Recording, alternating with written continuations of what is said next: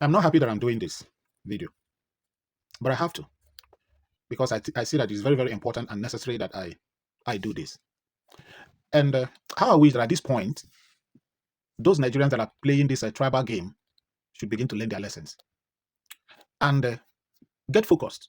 Concentrate on what is after them and not on what is not necessary. Look at this traditional ruler of Agabu State, in Ondo State. Look at what happened.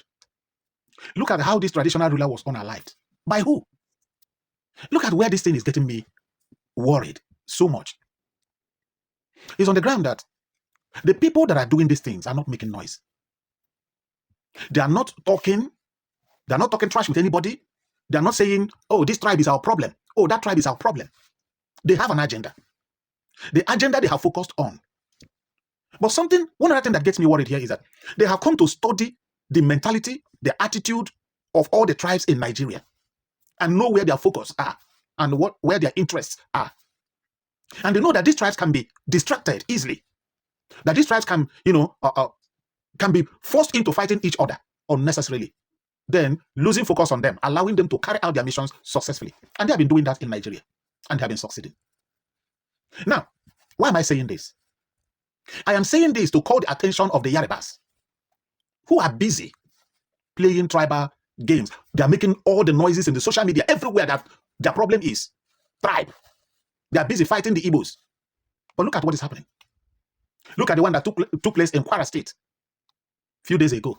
Over 100 souls were unalived. And even the people that are unalived in them are bragging. They are consistently doing this. But the Yoruba noisemakers, tribal bigots, cowards, couldn't do anything rather than to rant in the social media. I think the other day I saw a video of one of them that, as far as I'm concerned, doesn't have a name. And that's why I can't mention his name in the social media, where he was just fooling himself at his age. He was fooling himself that he's happy that he's not an Igbo man. That Igbos do this, Igbos do that. He's not an Igbo man. No. Igbo. Can you imagine? But look at what is going on in his region. Has he come out to use that same man that he's using to... Igbos are happy that you are not part of them anyway, but that's not an issue for now. You know the person I'm talking about. Go and look for that video. Then you will call him and ask him, how far?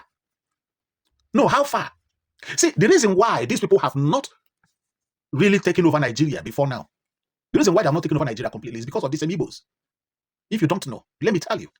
Oh, he was saying, look at Nnamdi Kanu is in prison. Look at their own brother, Sunday Igboho, is free, moving around and want to take a chieftaincy title and not the rest of them. Good and fine. But what is happening to you today? Sunday Igboho, we are unable to see it. What is happening to you today? That your Mumu prophet was unable to see it, but Nnamdi Kanu saw it. Nnamdi Kanu saw what is going on in Nigeria today years back, and he started talking about it. Nnamdi Kanu was not particularly of the Igbo's safety. Nnamdi Kanu was particular about Nigerian safety.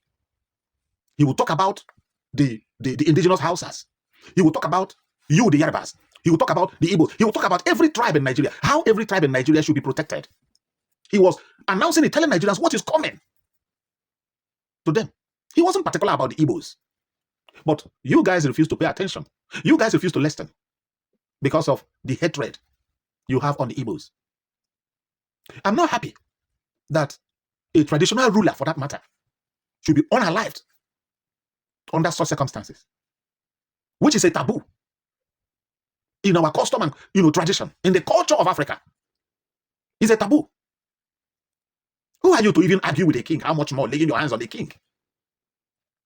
If I may ask, where were the palace guards? Where were they? So there was no security for the traditional ruler. I heard that when they used their tools on him, the granite couldn't enter. Now they decided to. Oh God. Yaribas, call yourselves to order. Yes, call yourselves to order and hold your brother Tinubu responsible. Call yourselves to order. Sit yourself down and advise yourself and ask yourself questions and stop this ranting on the social media. Stop this noise. You see, since this thing happened, all your noise in the social media went silent, went completely silent. None of you is talking. But if you hear that an Igbo man urinated in the gutter, it will become a news. You will twist it, aggravate it, skyrocket it, blow it out of proportion, make it a headline. But look at, you have all gone silent. I've been waiting to hear all these your propagandists in the social media to talk about it. None of them. I kept quiet and I've been monitoring, but none of these your social media propagandists have said anything about this. Something that was so painful and shameful to happen in a community. Yaribas, wake up. Sure, you want one Nigeria. This is the gain and the benefit of one Nigeria. Sure, you supported Muslim ticket. This is the gain and the benefit of it. Sure, you supported Buhari's administration. You supported Buhari coming into power. This is the gain. This is the benefit. So what are you going to do about it? Because whatever choice you make in life have consequences. At this point, I rest my case till I come your way again. My lovely fans and followers all over the world, thank you very much. Stay safe for me because I will always love you. Look at the picture here. See him here. And bye.